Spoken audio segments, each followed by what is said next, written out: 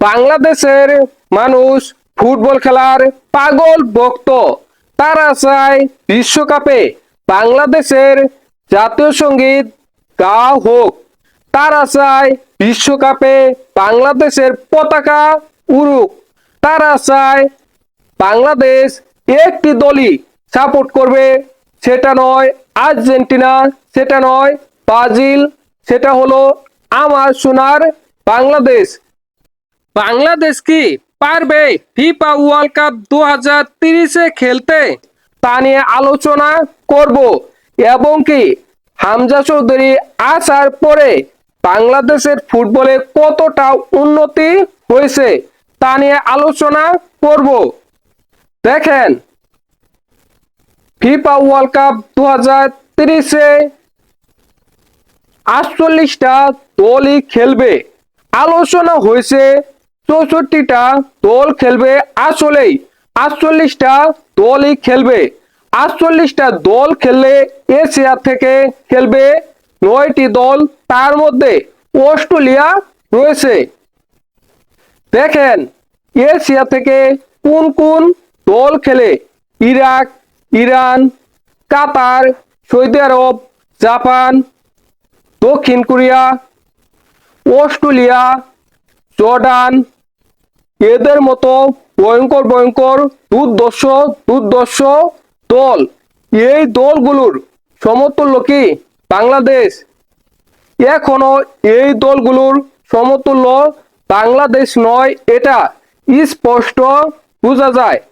Jordan যেভাবে আর্জেন্টিনার সাথে খেলেছে সেটা অসাধারণ, দুর্দান্ত। জর্ডানের মতো বাংলাদেশ কি এখনো হয়েছে? হয়নি, অনেক অনেক পিছিয়ে রয়েছে। এখন কথা হলো বিশ্বকাপে খেলতে হলে কি কি করতে হবে, বিশ্বকাপের বাছাই পর্ব কিভাবে করা হয়। ফিফা র্যাঙ্কিং এর আশেপাশে দলগুলোর সাথে হোম এবং এও ম্যাচ খেলতে হয়, এটা প্রথম পর্যায়। দেখেন বাংলাদেশ রয়েছে 83 নাম্বার র্যাঙ্কিং এ। বাংলাদেশের আশেপাশের দলগুলোর সাথে হোম এবং এও ম্যাচ খেলবে। তারপর বাংলাদেশ খেলবে এশিয়ান কাপ বাছাই পর্ব। ওইখানে রয়েছে 24টা দল। 24টা দলের মধ্যে 6টি গ্রুপ রয়েছে। প্রতিটা গ্রুপে রয়েছে 4টা করে দল।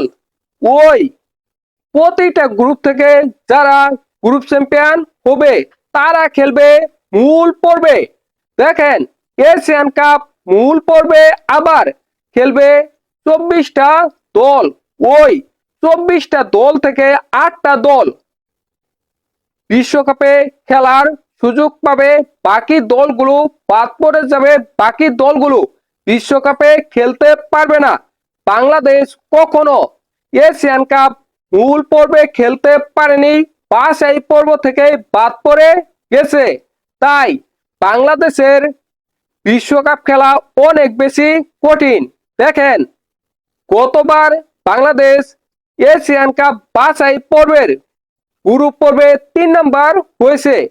যদি বাংলাদেশ কখনো এশিয়ান কাপ বাছাই পর্বে গ্রুপের 1 নাম্বার হতে পারে তাহলে বাংলাদেশ মূল পর্বে খেলতে পারবে। আর যদি মূল পর্বে খেলে প্রথম 8টি দলের মধ্যে একটি দল হতে পারে তাহলে বাংলাদেশ খেলতে পারবে বিশ্বকাপে। সেটা বাংলাদেশের জন্য অনেক অনেক বেশি কঠিন বা বর্তমানে ইম্পসিবল সেটা বলা যায়। এখন কথা হলো হামজা চৌধুরী আসার পরে বাংলাদেশের ফুটবলে কতটা উন্নতি হয়েছে। হামজা চৌধুরী আসার পরে বাংলাদেশ 8টি ম্যাচ খেলেছে, 8টি ম্যাচের মধ্যে 2টি ম্যাচ জয় লাভ করেছে এবং কি ভারতের সাথে বাংলাদেশ জয় লাভ করেছে, যেটা 22 বছরের মধ্যে প্রথম।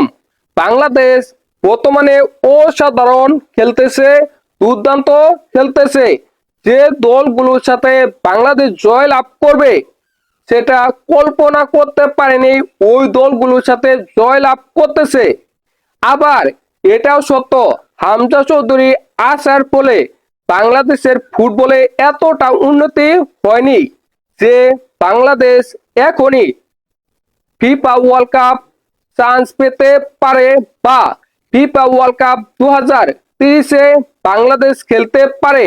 বাংলাদেশ ফুটবল বিশ্বকাপে খেলতে হলে আরো অনেক বেশি উন্নতি করতে হবে।